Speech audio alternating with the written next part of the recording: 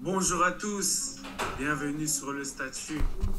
Aujourd'hui, jour de tristesse, vous l'avez vu au maillot, ainsi qu'au maillot d'Ayoub. En tout cas, j'espère que vous allez bien, vous êtes bien installés, vous êtes prêts à suivre cette émission. En tout cas, n'hésitez pas à vous abonner à la chaîne si ce n'est pas encore fait, ainsi qu'à activer la petite cloche de notification et lâcher un petit like à la fin de la vidéo si ça vous plaît. Ayoub, toi, comment tu vas? Moi, ça va très très bien. Moi, c'est pas un jour de tristesse. Moi, j'ai le smile jusqu'au contour. Moi, ça va très très bien. Très très belle journée de foot en général qui s'est ponctuée avec un très beau match de football. Rien à dire. Vraiment rien à dire. Bon, générique. Ah oui pour Ribéry qui va arriver devant Casillas. Vas-y mon petit. Il est dedans. Le premier but de Ribéry. Oui, aujourd'hui je suis content parce que Paris a gagné, mais aussi parce qu'on lance notre nouveau concept, le statut européen. Une fois par semaine, on débriefera les meilleurs matchs du week-end en Europe dans les 5 grands championnats.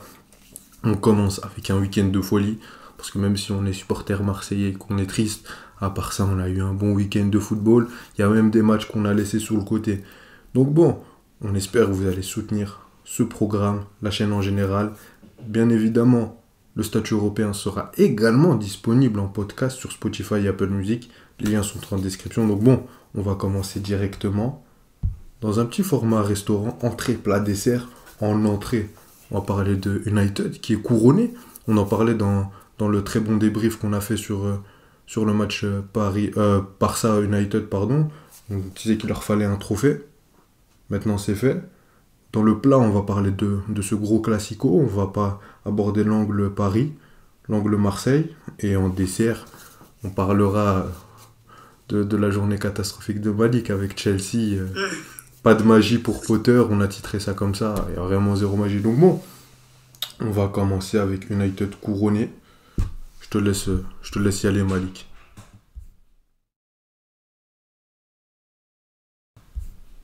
Donc, j'ai commencé cette vidéo en vous disant journée de tristesse. Pourquoi? Sans être trop long, vous l'avez compris, je suis fan de Marseille. Marseille a perdu, Chelsea a perdu, l'Inter aussi a perdu, que j'aime beaucoup.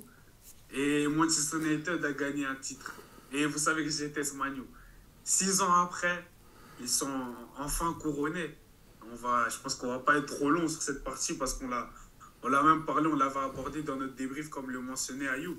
N'hésitez pas à aller regarder ce débrief de ce fameux 16e de finale retour contre le FC Barcelone. Donc voilà, Eric Ten Hag est couronné, cette équipe de Manu est couronnée. Et en vue de ce qu'ils ont montré depuis l'arrivée de Ten Hag, ils méritaient d'avoir un trophée. 6 ans après, 6 ans c'est beaucoup pour un club comme Manu.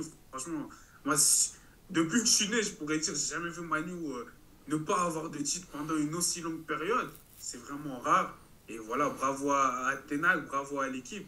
Et pour moi, le fait que Casemiro ait fini homme du match, c'est symbolique. Parce que pour moi, il a changé la vie de cette équipe, tout simplement. Il a amené cette âme de gagner, cette culture de la gagne. Tu le sens même à la fin de la première mi-temps. Je ne sais pas si tu vois l'action où... je ne sais plus c'est quel genre de Newcastle, je crois que c'est le milieu. Oh, j'ai oublié son nom. Guimarães, Non, c'est Joe plus à côté Ellington. de lui. Ouais, Joe Ellington, il essaie de dribbler pour aller vers le côté, tu vois. Et il perd la balle parce que Casemiro, il protège bien, tu vois. Et du coup, la balle, elle arrive à Manu. Et tu vois Casemiro qui va vers le public, qui fait...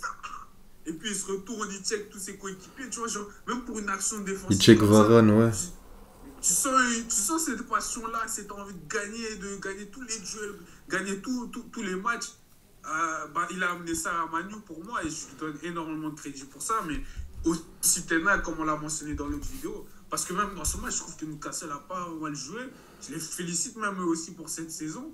Je trouve qu'ils font une belle saison. Personne ne les voyait forcément finir dans le top 4, même si là, ils sont descendus 5e de Première Ligue. Et ils étaient en... Et nous, qu'on disait Manu, ça fait 6 ans, ils ont plus de titres. Eux, ça fait encore plus longtemps. Et Depuis ils n'étaient pas loin. 1955. Ça fait beaucoup. Ça fait beaucoup. Pourtant, on a l'impression que Newcastle est comme un grand club historiquement d'Angleterre. Mais non, franchement, Manu, ils ont que du respect pour leur mentalité. Parce que moi, c'est ça que je respecte le plus. Parce que quand ils ont leurs occasions, ils marquent. Parce que sinon, dans le jeu, c'est pas comme s'ils vont tourner, faire du tiki-taka. Ah non, même quand ils sont dans les temps faibles, quand l'autre équipe a des occasions, ils restent solides, ils restent soudés. Tu sens tout simplement que c'est une équipe. Et c'est respectable. Pour moi, j'ai pas plus à rajouter par rapport à ce Manu-là. Juste bravo, même si je vous déteste et je veux plus que vous gagnez. Trop de haine, Malik. J'aime pas ça, j'aime pas ça. Moi, je continue. Moi, aujourd'hui, je suis pisse. Non, oui. T'as dit un mot important, t'as dit symbolique pour Casemiro. Moi, s'il fallait résumer ce match en un mot, ce serait symbolique. Tout, l'ensemble de l'entièreté du match, même dans le jeu, quand tu vois en première mi-temps, parce que t'as beaucoup parlé de l'aspect de la saison, mais on n'est même pas rentré dans le match, parce qu'on a l'impression que c'est même pas le plus important, parce que quand tu vois en première mi-temps, je suis pas sûr qu'United était supérieur. Je suis pas sûr qu'United était au-dessus. Même à la fin, il y a des moments... Newcastle, ils avaient un moment de moins bien. Dans les 30 dernières minutes, ils commencent à accélérer. Ça envoie toutes les cartouches offensives. C'est pas le match où on va plus aller s'approcher sur l'angle tactique, mais clairement, ce qu'a proposé Eddie Howe de son côté était très très costaud et très convaincant. Et il a su perturber cette équipe d'United.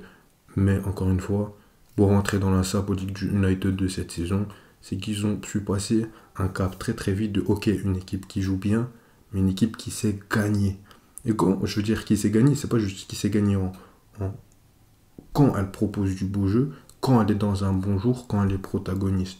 C'est une équipe de gagnants. C'est ok, on a des principes de jeu, on veut aller vers l'avant, on veut dominer notre adversaire, mais quand on n'est pas bon, quand c'est pas notre momentum, on gagne quand même, puisque c'est nous. Tu as parlé de l'action de Casemiro, il check Varane. J'avais l'impression qu'il était en train de gagner une demi-finale de Ligue des Champions retour contre le Bayern de Munich. Non mais tu vois, quand tu vois l'âme de l'équipe, c'est incroyable. Et pourtant, moi je peux pas dire qu'United aujourd'hui était meilleur que Newcastle. Donc oui, dans la symbolique, et aussi pour terminer avec ce mot, c'est qui marque Casemiro, l'homme qui relève United, et Rashford qui est en train d'être un peu l'homme de cette deuxième partie de saison. Donc oui, niveau symbolique, on ne pouvait pas faire mieux. Et juste pour finir avec un dernier mot sur cette équipe de Newcastle, puisque voilà, on peut louer les individualités d'United et leur coach, mais de l'autre côté, il y avait de la qualité. Les mecs, ils ont montré... C'était un grand match, c'était un très bon match. Bien sûr. Et pour qu'il y ait un très bon match... Je te couper juste sur ça. C'était deux équipes du même niveau. C'est leur place... 3e contre 5e, c'était logique. C'est ça. On a vu deux équipes du même rang qui nous ont donné un beau spectacle. Newcastle aurait mérité mieux, mais encore une fois, eux aussi sont dans un processus où ils vont vers l'avant. Et je pense que c'est pas une défaite décourageante, bien sûr. Ils auraient préféré revenir avec un trophée, mais ils sont dans une telle progression. Ils sont encore dans la course au top 4, et c'est tout ce qu'on leur souhaite. Donc bon, l'entrée est bien passée. On va s'attaquer au plat. Le plat, ce classique Paris-Marseille. On l'a titré Paris Classique. Pourquoi Paris Classique ? Parce que, certes, c'est une victoire un peu classique. Parce que quand on regarde dans les 10 dernières années, même si on peut avoir ce match en Coupe de France qui est assez trompeur, généralement Paris a souvent mis des petites claques à son petit frère marseillais. Non, mais à un moment, faut dire la vérité. Donc bon, et souvent, sans forcément voir des matchs spectaculaires, même dans ce match en début de saison, le premier classique de cette saison, c'était 1-0. Mais encore une fois, je ne peux pas dire que Paris a été meilleur que Marseille. Et là, encore une fois, c'est ce qu'on voyait pendant 30 minutes. On voyait le Paris de Galtier qui a l'impression qu'il va rentrer, il va dire à sa femme chérie, je vais te virer. Mais après... Ben oui, sérieux, parce que tu avais l'impression que c'était ce Paris-là, ce Paris qui est sous pression. Bon, tu te dis, bon, on va repasser à 3, parce que c'est comme ça qu'on va jouer contre le Bayern. Vu qu'on n'a pas Neymar, je vais juste mettre les deux magnifiques devant, et moi, je vais essayer de défendre et de sortir comme je peux. Donc bon, moi, maintenant, je voulais arriver, quand j'ai vu ça, je me suis dit, je vais arriver, je vais dire, ouais, mais les défenseurs et les milieux, il n'y en a aucun qui a été meilleur que Danilo Pereira cette saison, et lui, les remplaçants. Mais après... T'as pas le ballon pendant 30 minutes. L'équipe en face de toi, il y a Valentin Rongier qui fait un très bon début de match. Guendouzi, qui tu veux. En face, t'as un mec qui s'appelle Kylian Mbappé. Il décide d'éteindre la lumière. Il éteint la lumière. Personne n'a le choix. Personne parle. Tout le monde se tait. Et c'est ce qui s'est passé. Et dans la fin de cette mi-temps, on rentre au vestiaire. Tu vois, si moi, j'avais arrêté de regarder le match après 30 minutes, et qu'à la mi-temps, tu me dis, purée, Paris gagne 2-0, mais ils auraient pu gagner 4-5. Jamais je t'aurais cru. Parce qu'au moment où Paris a accéléré, et surtout au moment où Marseille a arrêté de jouer, il s'est passé un moment qui a tué ton club. Qui a tué ton club. Et c'est ça la force des grands joueurs. Après, bon, j'ai pas envie de faire le rabat-joie de service, mais est-ce que ça va suffire contre le Bayern, puis après contre le Real, puis après contre City, puis après contre Naples, puis bon, après t'as gagné la Ligue des Champions, mais je suis toujours pas sûr Et que... jamais content, Ayoub. Non. Mais c'est ça le problème. C'est que je veux bien être content. On a gagné un classique, faut le gagner. Ce qui compte, c'est dans ce genre de match, c'est pas la manière, c'est pas le procès. Je fais chier avec ça toute l'année. Mais là, faut les gagner, ces matchs-là. On s'en fout du reste. Ça, c'est des matchs à part. Les derbies, les classicos comme ça, on s'en fout. Tu le gagnes pour les supporters. Ça, c'est des matchs de supporters. Mais à un moment, on est dans une continuité de saison. On est dans un Paris qui est en crise. Bien sûr, ça va faire du bien à Paris. Mais on va pas se mentir. J'ai pas vu un Paris différent. J'ai vu un très grand Kylian Mbappé. Parce que si je veux faire le rabat-joie de service, tu retires Kylian Mbappé, tu penses vraiment qu'on gagne ce match? Bien sûr, il y en a qui vont dire oui, mais comme partout, mais le Barça, tu retirais Messi, le Real, tu retirais Ronaldo. C'était pas aussi significatif. Et surtout, tout ton système ne dépendait pas que de ça. Donc c'est très différent. Mais bon, c'est un jour de fête, je vais pas faire le rabat-joie. Deuxième mi-temps, t'as réussi à mettre un but, un 3-0, et puis Paris défendait, se contentait de pas prendre de but, et t'as eu aussi encore un point positif, un joueur qui n'était pas en confiance, et qui là vient de fêter son anniversaire, et qui est en pleine bourre, Donnarumma. Le mec, s'il te plaît, fais-nous ce match contre le Bayern, s'il te plaît. Donnarumma, qu'on se qualifie. Donc non, il y a des points positifs du côté du Paris Saint-Germain, Ramos qui revient bien, Marquinhos qui prend un peu de confiance.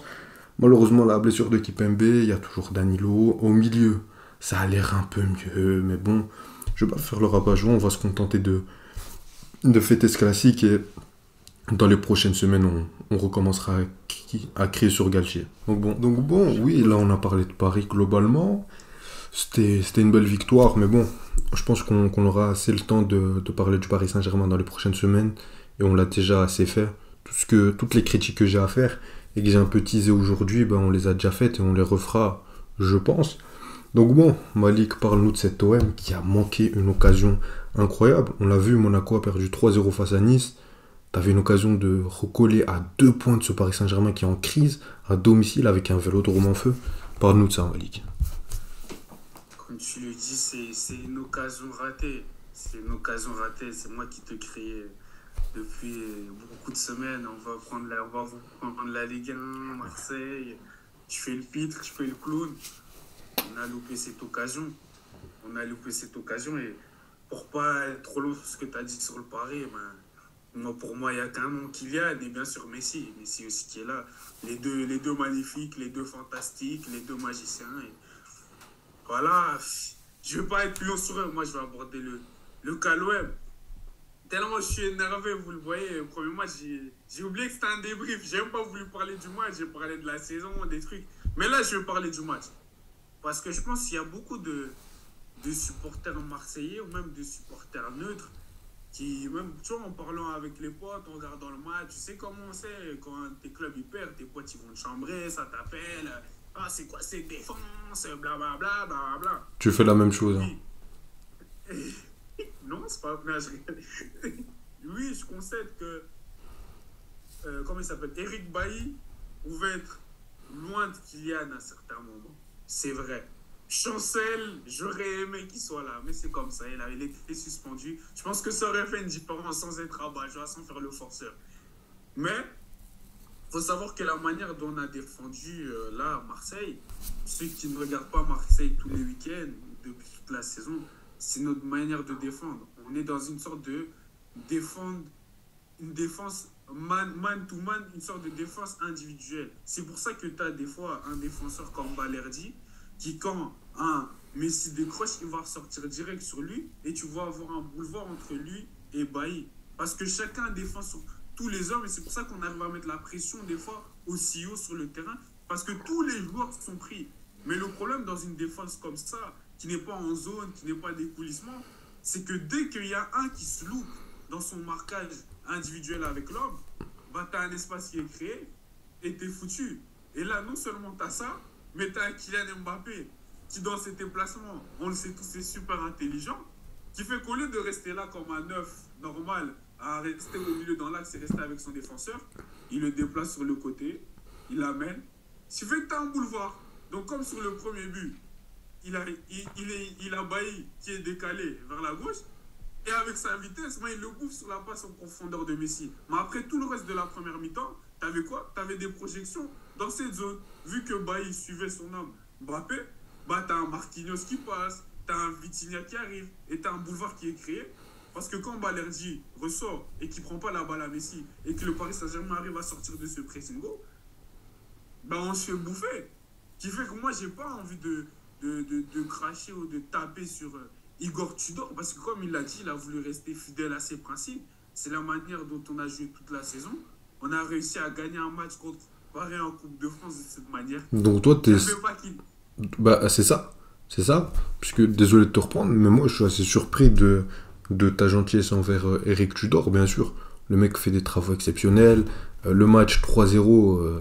Bon, c'est contre Paris, ce qu'il fait sur l'ensemble de la saison, surtout vu comment c'était parti déjà avec les matchs amicaux, c'est pas là où on va lui crier dessus. Mais moi, je suis déçu. Si je suis supporter neutre et surtout supporter de Marseille, je suis déçu. Parce que toi, tu me dis... Non, mais je te parle dans le sens où, par exemple, les gens, ils vont en vouloir à la manière dont Marseille... Oui, moi, j'en aurais en voulu. Bah oui, moi, je leur en veux. Oui. Mais parce que lui... Parce que je me dis, si on aurait défendu autrement, comme on n'a jamais défendu comme ça cette saison... Mais tu t'adaptes. C'est ça le travail tactique d'un coach. C'est le travail tactique. Non. Mais parce que je veux bien entendre tes explications qui sont géniales, etc. T'as tout débriefé tactiquement. Mais justement, c'est pour ça qu'on va lui en vouloir. T'es face à un Paris. Le seul danger du PSG, c'est Kylian Mbappé. Parce que les gens vont me dire Messi. Mais Messi, déjà... Ok, ça a été sur 2-3 actions. Attention les fans de Messi, attention, faut pas la citer, vous inquiétez pas. Venez un par un, pas de souci. Si t'as pas un Kylian Mbappé exceptionnel, ton Messi, même deux fois plus fort que son niveau là, il sert à rien. Et on l'a vu sur le match contre le Bayern, et on l'a vu sur le match en Coupe de France contre l'OM, et sur plein d'autres matchs en Ligue 1. Donc, au milieu de terrain, tu avais réussi à les battre. Offensivement, tu avais réussi à créer des occasions déjà sur le match en Coupe de France, déjà sur le match aller. Et sur le match aller, tu as un chancel. Et sur le match aller... Oui. Non, mais je te parle en préparation du match. Ah, ok. Sur le match aller, tu as bien fait de le dire. Chancel Mbeba, il fait un match. Il fait une saison incroyable, mais là, c'était le meilleur match de sa saison. Il a cadenassé Kylian Mbappé. Ok. Mais ok, ta défense en un contre un, c'est bien. Mais là, les gars, vous êtes 3. Vous avez une tâche. C'est empêcher Kylian Mbappé de prendre la profondeur. Donc, ta manière de défendre du man-to-man, du 1 contre 1, du marquage serré contre Kylian Mbappé, c'est du suicide. Parce que le mec, il peut t'attaquer à droite, dans l'axe, à gauche, partir d'à gauche en partant de l'axe, comme il l'a fait sur le premier but. Et c'est sa seule arme pour te faire... Je dis pas que c'est la seule arme de Kylian Mbappé. Je dis juste que c'est le seul truc qu'il pouvait faire dans ce match avec ce Paris Saint-Germain-là. Parce que s'il vient la prendre en pivot, c'est pas comme s'il y avait un Hakimi, c'est pas comme s'il y avait à côté de lui un Gareth Bale, ou il y avait je sais pas qui pouvait aussi prendre la profondeur. Le seul qui peut le faire, c'est Nuno Mendes. Il a l'autre Tavares qui, un jour c'est Cafu, un jour c'est Juan Bernat. Mais là c'était Cafu. Là c'est Cafu. Laisse-moi, je fais ce que je veux. Donc bon, t'avais une grosse tâche à résoudre. Les autres, tu les avais déjà résolus. T'avais déjà un milieu de terrain qui bouffait celui du Paris Saint-Germain. T'avais juste à peaufiner ça, offensivement, à créer du danger. Pour moi, la clé du match, on savait que ça allait être là. Le seul danger du PSG, c'était ça. Et pour moi, si t'avais su résoudre ça, et je pense que Tudor en était largement capable, ce match-là, t'as de grandes chances de l'emporter. Donc pour moi, c'est pas là, encore une fois, Igor Tudor, je vais pas le tuer sur ce match. il a montré tellement de belles choses. Mais je pense que pour l'avenir, ça c'est une grosse leçon. Parce que tu as pris un 3-0 et tu aurais pu prendre plus. Alors que quand on voit comment tes joueurs étaient supérieurs pendant 30 minutes et auraient pu l'être pendant plus longtemps, c'est dommage d'avoir laissé cette occasion passer à cause de ce manquement tactique-là. Mais justement, moi, je sais pas si en s'adaptant, comme tu dis, du coup, en jouant une défense, entre guillemets, plus classique, en étant plus dans un bloc, dans des coulissements, d'une défense en zone, si ça aurait... Enfin, ça aurait duré, ça aurait d'office changé les choses et tu n'aurais pas eu ces gros boulevards qu'avait Mbappé et même le PSG dans ses projections vers l'avant. Mais je ne sais pas si dans le milieu, ils disaient que peut-être ces joueurs, ben, c'est ce système qu'ils met en place qui leur donne un avantage, entre guillemets, tu vois. Je ne sais pas si dans un système où les deux équipes jouent dans ce genre de coulissement en zone de bloc, si dans le milieu, ils auraient eu autant d'impact face à ce milieu parisien. Tu me dirais logiquement oui, mais je me dis, je sais pas, c'est peut-être pour ça que Tudor l'a pas fait. Parce que moi, je me dis, c'est pour ça qu'il a continué sur cette idée. Moi, je repasse à 2 parce que je pense que oui. Et je pense que moi, le problème, c'est que j'ai trouvé une défense très naïve. Très naïve. Moi, je voyais Balerdi, il se disait non, mais lui, c'est l'homme de Kylian Mbappé, comme si c'était moi qui jouais ailier gauche. Non, mais si c'est moi qui joue, tu peux te permettre ça, mais l'autre, c'est Kylian Mbappé. À un moment, les mecs, c'est censé être un danger où tu... Une fois. Mais nos défaites, c'est comme ça. Hein. Il a contre Nice aussi. Oui, contre Nice, mais contre... Mais contre... Oui, tu le laisses. oui, mais contre... Non, mais déjà, contre Nice, tu perdais déjà. Et Brahimi vient, il tue ça. Donc, tu avais 2-1, tu te concentrais pas sur la défense, tu te concentrais sur devant. Donc, ça, c'est différent. Et encore, là, c'est contre les autres équipes. Tu prends un choix d'être protagoniste et donc de laisser des écarts défensifs. Mais contre Nice, je peux te citer 3 mecs qui restaient devant, un qui pouvait prendre la balle en pivot, un qui pouvait éliminer en 1 contre 1 qui pouvait prendre la profondeur. Là, t'en as un qui pouvait faire ces 3 choses-là, mais t'en avais qu'un seul à contenir. Donc certes, c'est l'un des meilleurs joueurs du monde, voire le meilleur, mais c'était la seule tâche défensive que t'avais à avoir, et je pense que si t'avais bien travaillé ce côté tactique-là, t'aurais pu le cadenasser, et c'est dommage. Le cadenasser, on cadenasse pas Kylian Mbappé, mais t'aurais pu le minimiser, et pas prendre un but à la 30e. Peut-être que ce but-là, tu le prends à la 70e, à la 60e, mais en attendant, t'as 60 minutes, ou quand tu pousses pendant 30 minutes ou 60 minutes, c'est pas la même chose. Et t'aurais pu prendre ce but, alors que t'en as déjà marqué 2. Donc bon. Et c'est ça aussi que je voulais revenir, c'est que Tavares, malheureusement, lui, il a ses occasions du match, les deux, il les rate, il faut les mettre. Si on part avec un 1-0 ou un 2-0, c'est déjà un autre match. Donc comme je t'ai dit, moi, franchement, je suis pas de ceux qui en veulent 2 fois Igor Tudor. C'est un risque qu'il a pris, il s'est dit c'est un risque qu'il n'avait pas peur de prendre. Et je pense même pas qu'il a crié de fou dans les vestiaires dans ces jours, parce que c'est ce qu'il a voulu. Comment dire, c'est ce qu'il a voulu Dieu, c'est comment il a voulu qu'ils continuent à jouer. Il n'a pas voulu changer leur jeu par peur, entre guillemets, de Kylian Mbappé, même si en vrai, Bailly défendait en ayant peur de lui, j'ai l'impression. Qui fait que moi, fan de Marseille, j'en veux pas forcément à Igor Tudor, mais... Ouais, mais toi, t'en veux à personne, toi. Toi, t'en veux. Si, tu me connais, mais la défense, ça, je sais, j'en parle pas parce que je sais, voilà, c'est pas la première fois qu'il me fait des matchs où il m'énerve comme ça. Mais par rapport à Tudor, où je me dis, la vie publique, tu vois, la vie générale, c'est que c'est n'importe quoi comment Marseille a défendu. J'ai envie de dire, on a suivi nos idées, qu'on a suivi toute la saison. C'était un risque.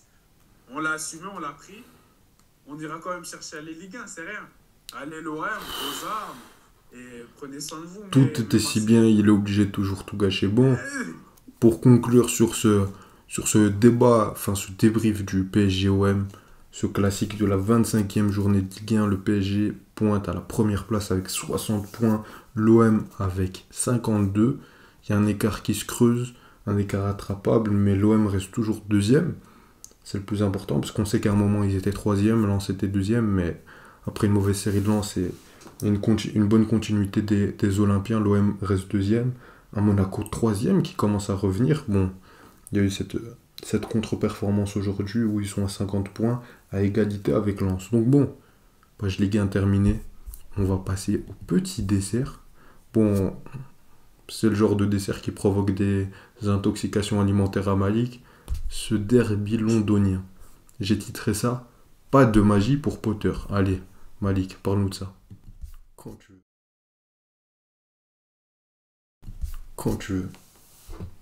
Voilà, Ayoub a dit que ce sera un dessert explosif, bruyant, je ne sais quoi. Mais non, je ne vais pas être bruyant, je ne vais même pas m'énerver. C'est lui, il parlait des problèmes de son club qui mentionnait depuis des semaines. Moi aussi, c'est un problème, surtout que je mentionne depuis beaucoup de semaines. Et le problème, c'est le coach. C'est le coach. Si vous voulez, on peut rentrer dans l'analyse de ce match, mais il n'y a pas beaucoup à dire tactiquement. Il n'y a rien. Il n'y a rien. D'accord? Il n'y a rien. Excusez-moi, je viens émotif, mais il n'y a rien. Les 20... Chelsea, c'est toujours comme ça. On commence nos matchs, je trouve qu'on est mignon. Je crois les 20 premières minutes de jeu, on a beaucoup de ballons. Si tu regardes même dans les statistiques, c'est un mètre de 70%, 30% de possession. Mais en soi, je m'y attends, c'est Tottenham. C'est pas une équipe qui, en tout cas quand elle n'est pas menée, veut forcément avoir le ballon. Donc on a le ballon, je vois un Sterling qui essaie d'être percutant, je vois un joueur Félix qui a la dalle, qui en veut. Je vois Ziyech qui veut se battre puisque je joue au football. Je vois Kai Havertz qui fait rien. Bref, je vois rien. Je vois rien de mon équipe. Je prends pas de plaisir à regarder ces matchs. Après, comme je t'ai dit, après ces 20 premières minutes, on n'aime pas forcément d'occasion franche, on a juste des petites situations vite fait. Après, c'est les deux équipes, elles jouent leur jeu. À un moment, c'est Tottenham qui a le ballon, puis c'est Chelsea qui essaie de créer cette situation. C'est vraiment, mais c'est pas un mauvais match forcément. C'est juste que moi, je ne vois rien de mon club qui me fait dire que ouais, on peut aller chercher quelque chose. J'ai même pas cette impression. Dans ma tête, je me dis, soit on fait nul, ou soit on va encore perdre comme d'habitude. Et qu'est-ce qui se passe? Dès la deuxième mi-temps, excusez-moi d'aller de l'avant directement, parce que j'en parlais avec un pote à moi, parce qu'on est fan de Chelsea, parce qu'on faisait notre petit débrief de la mi-temps tranquillement en message. Ils se disent, t'imagines que de tout ce qu'on a parlé sur la première mi-temps, c'est le fait qu'il n'y avait pas de rouge, que Ziyech ne devait pas prendre de rouge et que l'arbitre avait pris une bonne décision. Tellement il n'y a rien. Et c'est triste, et j'avais du mal à l'écrire, j'ai du mal à l'écrire. Bref, on arrive au début de deuxième mi-temps, Tottenham met leur but. Je me dis qu'il y aura un peu de révolte de notre part. Pas forcément, pas vraiment grand-chose. Il n'y a pas de changement fait par Potter non plus. Il veut attendre la 105e minute de jeu. Il croit que les prolongations elles se jouent même quand on est mené, je crois. Mais donc, c'est 1-0. Le premier changement, à part celui pour Thiago Silva, ils ont été faits à la 62e avec Denis Zakaria qui rentre à la place de Ziyech et Mount à la place de Loftus-Cheek. Et il marque un peu après que Zakaria rentre dans le deuxième but. Non, il marque à la 82e. Il marque à la 4. Le but de Kane, c'est à la 4. Ouais, t'as raison. 82e. Désolé, Potter. Sur ça, en tout cas, pas sur le reste. Donc, il fait son changement pour Zakaria. Il n'y a aucune différence dans le jeu non plus. Le match continue, comme je l'ai dit, sur les mêmes bases où Chelsea a le ballon, se crée quelques situations, puis c'est Tottenham. Mais vraiment, rien de dangereux, rien de fou, rien où on se dit, pendant 5 minutes, 10 minutes, il y a un stretch où je me dis, Chelsea, on peut aller essayer de faire quelque chose. C'est quand on encaisse le deuxième but sur corner d'Harry Kane à la 82e, où Potter sort Sterling, Potter sort... Félix. Il sort Félix, il fait rentrer Modric, mais il sort la cavalerie lourde. Il fait rentrer tout ça. Je sens qu'il y a un peu de révolte, entre guillemets, mais ça apporte rien. Ça apporte des corners pour nous qu'on joue. Et ça apporte rien encore. Limite Newcastle, comme on disait, même si Newcastle a fait un bien meilleur match que nous contre Tottenham, Newcastle, même après qu'ils étaient menés 2-0, c'était déjà la 80, même s'ils étaient déjà menés 2-0 dès la première mi-temps, mais je veux dire que même si ils étaient menés 2-0, qu'il restait par exemple, c'était la 85e, il restait 5 minutes de jeu, plus les temps additionnels, j'avais l'impression qu'eux, ils pouvaient plus mettre un but que nous durant tout ce match.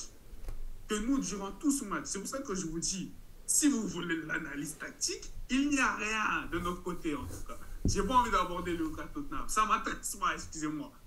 Mais il n'y avait rien. Et pour moi, le problème, comme je l'ai dit à Ayoub, dès qu'il y a eu la nomination de ce coach n'a pas les épaules. ce coach n'a pas les épaules pour un club comme Chelsea. On ne prend pas un coach de Brighton pour le faire coacher Chelsea Football Club. Il n'est pas prêt pour ça. Il n'a pas l'étoffe pour ça. On m'a promis un génie tactique. Je n'ai rien vu. On me sort toutes les excuses du monde. Oui, c'est pas la meilleure situation. Oui, c'est dire d'arriver dans une saison comme ça avec un coach qui est viré, avec une nouvelle direction. Oui, c'est très dur tout ça. Mais à un moment donné, une victoire en 2023 pour un club comme Chelsea, et on est le 26 février, c'est une honte. C'est une honte. C'est une honte. Je ne vais même pas être plus long, sinon je commence à dire... Non, t'inquiète, je prends le flambeau avant que tu commences à casser la caméra, casser tout le matos et tout. C'est pas bon, ça. C'est pas bon. Non, mais... Oui, comme t'as dit, le problème, c'est que... Tu sais, des fois, il y a des... Tu sais, moi, j'aime beaucoup le thème défaite encourageante. Et c'est pas pour caresser les beaux losers. Oui, mais c'est encourageant. Non, mais c'est que... Des fois, tu vas voir une équipe perdre, mais tu vois que il y a un lien avec ce qu'elle faisait dans le match d'avant et ce qu'elle veut faire dans le match d'après, que tu as un processus, que tu as une continuité. Et souvent on dit oui mais ils ont perdu, oui mais ils ont gagné. Oui mais comme je dis toujours, le plus important c'est le processus. C'est ce que tu fais dans le match. Combien de fois on voyait le Liverpool de Klopp en train de perdre des matchs, mais tu te disais mais ils jouent bien, mais ils sont en train d'y arriver, ils sont en train de revenir. Et au final oui ils revenaient, ils faisaient des beaux matchs et après c'est redevenu un grand club. Pareil pour même cette saison, le United de Ten Hag. Pareil pour des matchs d'Arsenal, je me rappelle quand Arteta, tout le monde voulait le virer et que je le défendais. C'est pas pour faire le connaisseur, mais puisqu'on voyait des choses. Tu te rappelles, à cette époque-là, je te disais qu'il y avait un fil conducteur dans son jeu, dans ce qu'il produit. À Chelsea, j'ai vu le match contre Dortmund, même si pour toi c'est pas suffisant. Moi là, je me dis, ah mais là enfin je vois quelque chose du côté de Chelsea. Mais à part ça, il y a encore la défaite. C'est pour ça que la défaite contre Dortmund ne me dérangeait pas tant que ça. Mais là, il y a un moment, moi, Potter, c'est un entraîneur que j'aime beaucoup. Je pensais que c'était une idée géniale pour Chelsea. Honnêtement, il est vraiment pas aidé du côté de Chelsea. Parce que ça, Malik ne voudra pas le dire. Mais parce que pour moi, il est dans un bourbier pas possible. Mais proposer aussi peu. Moi, ça me rappelle la fin de Lampard. Ça me rappelle la fin de Lampard, où il y arrivait tout simplement pas. Et après, t'as Tuchel qui est arrivé et qui a remis les choses en ordre. Mais il n'est pas aidé non plus par ses individualités. Quand je vois un Kai Havertz, le mec est méconnaissable. Ziyech, je l'aime beaucoup. Hein. C'est bien, de temps en temps, tu nous fais une transversale et tout, mais... Je sais pas, je pense qu'aujourd'hui, t'allais mettre un bel uppercut à Emerson, mais je t'ai pas vu mettre de belles lucarnes. C'est ça. Joao Félix, mais seulement le seul qui arrive un peu à me satisfaire parmi les recrues, parmi un peu ce secteur-là, offensif, milieu de terrain, c'est Enzo Fernandez. Bien sûr. C'est le seul. C'est le seul. C'est le seul. Mais sinon, à part ça, j'ai pas grand-chose à dire. Le problème, ce qui m'inquiète, c'est qu'il n'y a pas de processus. Je vois rien, je sais pas où. Il y a un 4-2-3-1, parce que tu dois faire jouer un maximum d'individualité, même si Malik ne veut pas l'admettre. Mais pourquoi tu dois? Mais parce que à un moment... C'est toi qui décides. Malik, non. Ça c'est dans le monde... Non. Ça c'est le monde des bisounours. Réalité, il y a un président qui te dit Mason Mount, c'est l'enfant du club, ça fait 3 ans qu'il est bon. Ok. Félix, on l'a pris en prêt, l'année prochaine je vais mettre 100 millions sur lui. Je le fais jouer. Ziyech, on l'a pas laissé partir à Paris, on veut qu'il brille. Ok. Modric, j'ai mis 100 millions sur lui. Ok. Kai Havertz, le club avait mis 80 millions d'euros sur lui. C'est un des seuls joueurs qui donne satisfaction. Ok. Sterling, il revient de blessure. Lui, c'est une star de la première ligue. Ok. On va faire une soupe avec tout ça.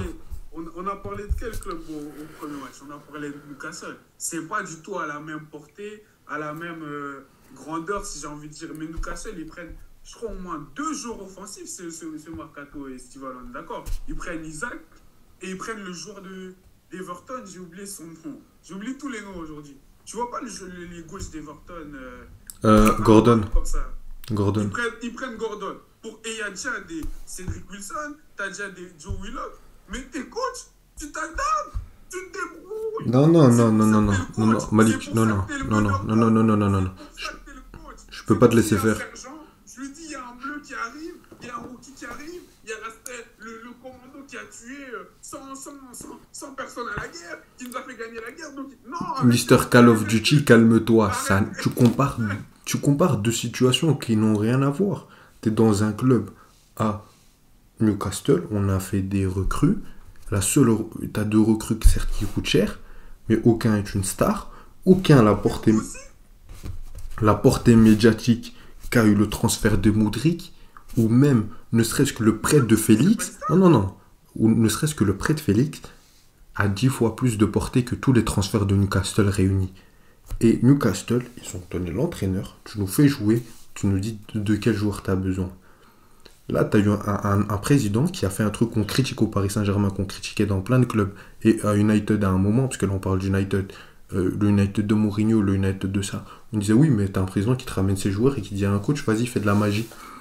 Ben là, c'est la même chose, sauf qu'il te ramène trop de joueurs à certains postes, pas assez à certains, et à un moment, tu as des joueurs qui déçoivent, tu en as certains qui sont blessés, et là-dedans, t'as une soupe pas possible, et on dit à Potter, bah oui, c'est ta faute. Bien sûr que... Mais bien sûr. Non. Attends. Je ne dis pas que Potter est exempt de tout reproche. Il est à critiquer.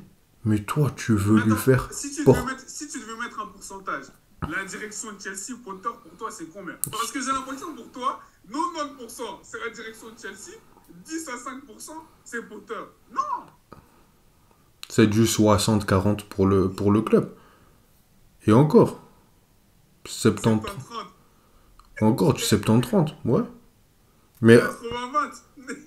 Mais ramène un autre entraîneur et on verra. Bien sûr que Potter, je suis déçu. Parce que je pense qu'aussi qu'il n'a pas les épaules pour surmonter la pression qui va avec et aussi faire les choix nécessaires. Mais ramène un autre entraîneur. À la fin, dans tous les cas, tu vas voir que tu as beaucoup de joueurs très talentueux qui vont flop. Lui qui va marcher pendant un moment. Quand lui, ça va moins marcher, tu vas vouloir mettre un autre. Mais l'autre, il sera au fond du trou pour le relever. Et l'autre, c'est une galère pas possible. Donc, je sais pas si cette méthode-là est viable. Surtout si ça continue à recruter comme ça, je sais pas. Pour moi, ça peut être une bonne idée. Mais ça doit être très très bien organisé avec le coach parfait. Et tu dois prendre tes joueurs en fonction du... Enfin, tu sais, il doit y avoir un juste milieu. Tu dois pas prendre tous les joueurs que ton coach demande, parce que si ça se trouve, dans 2 ans, il se barre. Mais tu dois pas ramener juste des joueurs et lui dire, vas-y, fais ce que tu as à faire. Il y a un juste milieu à voir. Là-dedans, il n'y a pas de juste milieu. Et encore une fois, Potter est à critiquer. Mais pour moi, la direction sportive, pour le moment, est mauvaise, ou, en tout cas, est très compliquée. Même si elle n'est pas mauvaise, elle est très compliquée pour un coach à mettre un bon système et à être performant tout de suite. Mais après, Potter, parce qu'on sait que ça va être difficile de le virer cette saison vu que tu as déjà viré un coach, mais il commence à devenir de moins en moins défendable. Même pour moi, qui suis un de ses fans. Pas de souci. Même moi, j'ai du mal maintenant à défendre Potter. Donc bon, je sais pas si tu voudrais rajouter quelque chose sur ce dessert, moi, qui m'a régalé. Qui m'a pas régalé moi du tout perso, mais non, pour moi c'est 50-50. Autant jusqu'au mercato et même l'après-mercato, on me disait il faut lui laisser le temps, ça peut pas prendre direct vu les conditions dans lesquelles il est. Mais au-delà de ça, je veux au moins voir quelque chose avec les joueurs que tu as, s'il te plaît. Tu as quand même des joueurs de qualité, même si, bien sûr, il y a les automatismes à voir, il y a tout un système à travailler à l'entraînement sur des semaines, blabla. Si tu es ce génie tactique qu'on m'a vendu, d'accord. Tu vois, si c'était juste le coach assistant ou 3e coach de Tourelle et que c'est lui qui était là, d'accord. Non, moi, on m'a vendu parce qu'on l'a pris de Brighton. Un Brighton c'est un peu un club qui a joué l'Europe récemment, par exemple, tu vois, qui montrait de très belles choses en première ligue ces dernières saisons, mais qui n'a même pas forcément joué l'Europe. On me l'a ramené lui en me disant, c'est un génie tactique, c'est lui le futur. Mais Brighton était super bien structuré. Oui, mais tu vois, même Brighton, malgré que c'était super bien structuré, c'est pas comme s'il les a fait jouer l'Europe, même si c'est un truc de fou jouer l'Europe. C'est l'Angleterre, c'est l'APL. Bien sûr, mais tu vois, au moment où tu as des conférences ligue et tout, genre au moins ils les avaient amenés dans un truc comme ça, d'accord, mais même ça, il l'a pas fait avec eux. Donc là, tu sais, on est dans une place comme Brighton, 10e.